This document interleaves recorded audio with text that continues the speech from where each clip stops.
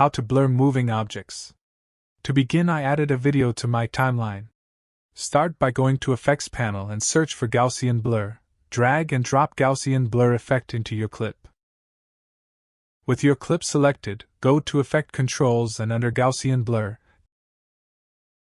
click on the ellipse button to add an ellipse mask. Use the handles to change its size and move it to where you want. I want it to mask this person's face. Move mouse cursor a little bit out of the mask so you can rotate the mask. Now change the blurriness to around 20.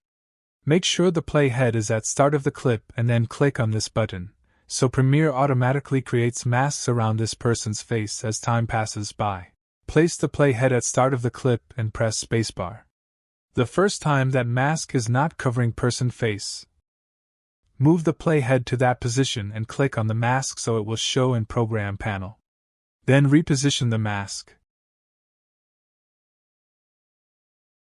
And you have the option to regenerate the mask from now on, or use these keys to go forward one frame at a time and change the mask manually.